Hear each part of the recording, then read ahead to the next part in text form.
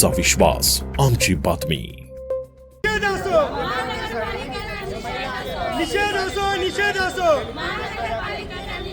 या भोंगा कारभाराचा निषेध असो या भोंगा कारभाराचा निषेध असो नाशिक महानगरपालिकेचा निषेध असो या भोंगा कारभाराचा निषेध असो या बांधकाम विभागाचा निषेध असो नाशिक महानगर बांधकाम विभागाचा निषेध असो. ड्रीम कॅसल सिग्नल परिसरात सुरू असलेल्या रस्त्याच्या कामादरम्यान मोठी निष्काळजीपणा घटना समोर आली आहे. खोदकाम करताना पिण्याच्या पाण्याची मुख्य पाईपलाईन फुटल्यामुळे लाखो लिटर पाणी वाया गेलं असून आधीच 2 दिवस पाणी पुरवठा बंद असल्यानं त्रस्त असलेल्या नागरिकांची गैरसोय अधिकच वाढली आहे. महानगरपालिकेच्या वतीनं रस्त्याच्या कामाची जबाबदारी महालक्ष्मी कन्स्ट्रक्शनला देण्यात आली आहे. मात्र जेसीबीच्या सहाय्यानं खोदकाम सुरू असताना अवघ्या 1 फूट खोदल्यावरच पाईपलाईन फुटल्याची घटना घडली आहे. त्यामुळे परिसरात पाण्याचा अक्षरशः पूर आलाय आणि मोठ्या प्रमाणात पाणी वाया गेलंय. तिसऱ्या दिवशीही पाणीपुरवठा सुरळीत होण्याआधीच पाईपलाईन फुटल्यानं नागरिकांची एकच तारांबळ उडाली आहे. सदर पाईपलाईन 300 mm क्षमतेची असून ती नियमानुसार सुमारे 3 फूट खाली असणं अपेक्षित होतं. मात्र प्रत्यक्षात ती केवळ 1 फूट खाली असल्याचं समोर आलंय. यामुळे कामाच्या दर्जावर आणि नियोजनावर गंभीर प्रश्नचिन्ह उपस्थित झाले. कुंभमेळ्याचं जे काही काम चालू होतं त्यामध्ये इथे तुम्ही बघाल तर 5 फूट पांजरपोळच्या साईडला 5 फूट मुरमाची उंची होती आणि पाईपलाईन ही ग्राउंड लेवलला असल्यामुळे ती काही लक्षात नाही आली. तर ती फुटली आहे. 300 mm ची लाईन आहे ती 900 mm ग्राउंड लेवलपासून खाली पाहिजे, पण ती एक 5 ते 6 इंचच जमिनीपासून खाली आहे. तर ती आम्ही तात्काळ रिपेअर करून देऊ. जे काही झालं असेल त्याबद्दल महालक्ष्मी कन्स्ट्रक्शनकडून नागरिकांची माफी मागतो व दिलगिरी व्यक्त करतो. 1 तासामध्ये आम्ही ती लाईन रिपेअर करून देऊ.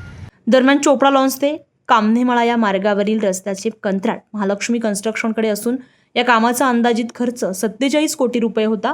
मात्र 21% कमी दरानं हे काम सुमारे 37 कोटी रुपयांत करण्यात येते. विशेष म्हणजे याच कामादरम्यान आतापर्यंत 3 वेळा पाईपलाईन फुटल्याचं समोर आलंय. या प्रकारामुळे नागरिकांमध्ये संतापाची लाट उसळली आहे. दिवसांपासून आपण बघतो आहोत की नाशिक महानगरपालिकेचा भोंगळ कारभार आज चव्हाट्यावर आलेला आहे. कुठल्याही प्रकारच्या नाशिक महानगरपालिकेमध्ये त्यांच्याकडे तारतम्य नाही, कुठल्या प्रकारचं नियोजन नाही. गेल्या 3 दिवसापासून आपण जर बघितलं असेल तर त्यांनी सांगितलं होतं की 2 दिवस शटडाऊन घेणार आहे, शनिवार आणि रविवार. मात्र त्याची झळ ह्या नाशिककरांना गेल्या 3 ते 4 दिवसापासून बसली. कारण ज्या दिवशी शटडाऊन घेणार त्याच्या आदल्या दिवशी कमी दाबाने पाणी आलं. शटडाऊन घेतल्यानंतर पूर्ण दिवसभर पाणी नाही, कालही पाणी नाही. आणि आज जर आपण बघितलं असेल तर आज सकाळी कुठल्याही भागामध्ये पाणी पुरवठा झालेला नाही. लोकांकडं आज झोपडपट्टीमध्ये एरियामध्ये जर गेले तर साधनं नाहीत पाणी साचवायला.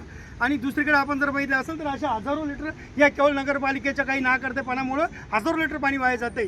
या रस्त्याचं मकलाद रोडचं काम सुरू आहे. मकलाद रोडचं काम सुरू असताना ही लाईन सुमारे 3 ते 4 वेळेस फुटली. म्हणजे कॉन्ट्रॅक्टरला माहीत होतं की सदरची लाईन ही वरच्यावर आहे आणि वरच्यावर लाईन असताना देखील त्यांनी पुन्हा एकदा आडमुठेपणा केला. जेसीबी आणून आणि वरच्यावर ही असणारी लाईन फोडून टाकली. या लाईनमुळं आता अर्धा 1 तास हे काम बंद राहणार आहे, पाणी बंद राहणार आहे. ह्या कारणामुळं रामवाडी, क्रांतीनगर, मधुवन कॉलनी, उदय कॉलनी हा मोठा परिसर, हनुमानवाडीसारखा मोठा परिसराला पाणी पुरवठा होणार नाही आणि त्या लोकांना आजही बिगर पाणी वाचून राहण्याची वेळ येणार आहे. महानगरपालिकेच्या अधिकाऱ्यांशी चर्चा करतोय तर ते फोन टाळतायत. एकीकडे शहरात पाण्याची टंचाई जाणवत असताना दुसरीकडे लाखो लिटर पाणी वाया जाण्याचा हा प्रकार गंभीर मानला जातोय. नागरिकांना पाण्यासाठी हाल अपेष्टा सहन कराव्या लागत असताना प्रशासनाच्या हलगर्जीपणामुळे निर्माण झालेली ही परिस्थिती संतापजनक आहे. आता या संपूर्ण प्रकरणात महानगरपालिका आणि संबंधित कंत्राटदारावर कोणती कारवाई होते याकडे सर्वांचंच लक्ष लागलंय. सागर चौधरी, आपलं शासन, नाशिक. आपलं शासन, तुमचा विश्वास आमची बातमी.